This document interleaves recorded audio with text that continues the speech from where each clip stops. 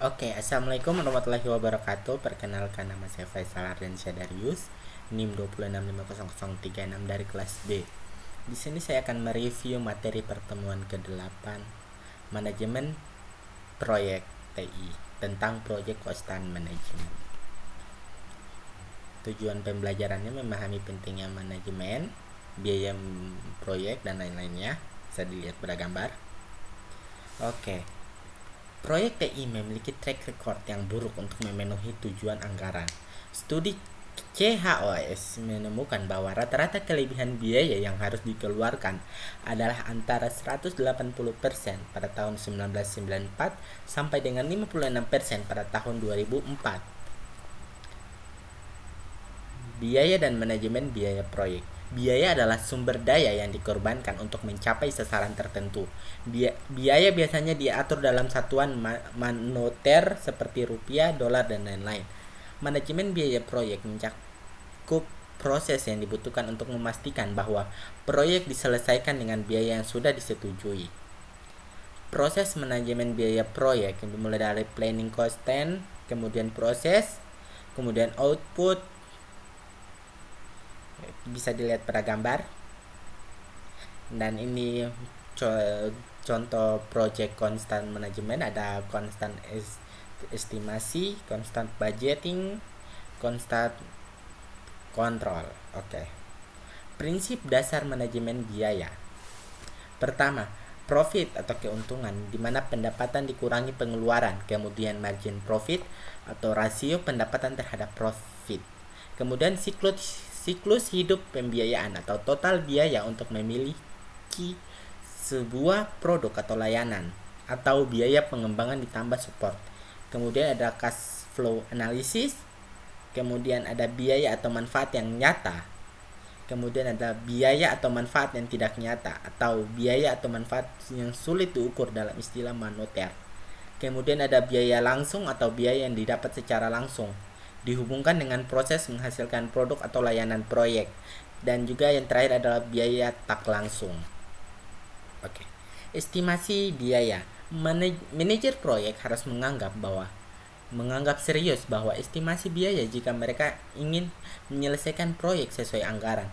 Penting untuk dikenali jenis-jenis estimasi biaya, bagaimana menyiapkan estimasi biaya, dan masalah-masalah umum dalam perkiraan biaya TI. Rencana manajemen biaya adalah dokumen yang menggambarkan bagaimana organisasi akan mengelola ketidaksesuaian biaya pada proyek. Persentase yang besar dari total biaya proyek seringkali adalah biaya buruh, sehingga manajer proyek harus mengembangkan dan melacak perkiraan biaya buruh. Alat bantu dan teknik estimasi biaya bisa dilihat pada gambar. Ada penganggaran biaya. Penganggaran biaya melibatkan pengalokasian estimasi biaya proyek terhadap butir pekerjaan proyek dari waktu ke waktu. Ada kemudian WBS, merupakan masukan yang diperlukan untuk memproses penganggaran biaya karena mengandung butiran-butiran pekerjaan. Sasarannya adalah untuk menghasilkan cost baseline, di mana anggaran per fase waktu digunakan manajer untuk mengukur dan memantau kinerja biaya. Contoh cost baseline ini.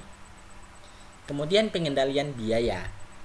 Pengendalian biaya proyek mencakup pemantauan kinerja biaya, memastikan bahwa hanya perubahan proyek yang tepat yang dimasukkan dalam cost baseline yang direvisi.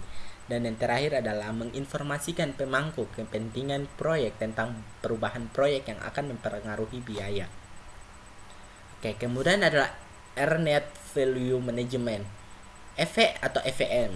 EVM adalah alat untuk mengukur kinerja proyek yang mengintegrasikan ruang lingkup, waktu, dan data biaya. Untuk menggunakan EVM harus dibuat terlebih dahulu baseline. Dengan baseline dapat dievaluasi apakah proyek berjalan baik atau tidak. Secara periodik, informasi aktual mengenai kinerja proyek harus diperbaharui sehingga pemanfaatan EVM dapat optimal. Istilah-istilah dalam EVM.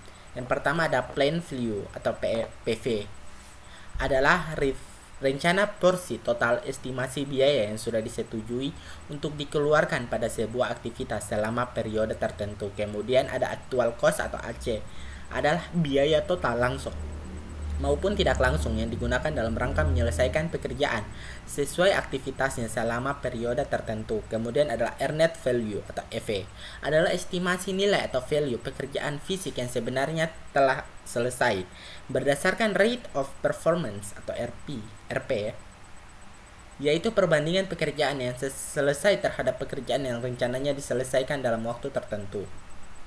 Kemudian ada cost variance atau CV, atau variabel yang menunjukkan apakah kinerja biaya sudah melebihi atau masih kurang dari biaya yang sudah direncanakan. Kemudian ada schedule variance, di mana variabel yang menunjukkan apakah jadwal yang lebih lama atau lebih lambat dari yang direncanakan. Kemudian ada cons performance index dan juga schedule performance index. Ini kemudian rumus-rumus earned value. Ini contoh soalnya, ini penyelesaiannya. Oke, mungkin itu saja yang bisa saya jelaskan. Kurang dan lebihnya mohon dimaafkan. Wabillahi taufiq wal hidayah. Wassalamualaikum warahmatullahi wabarakatuh.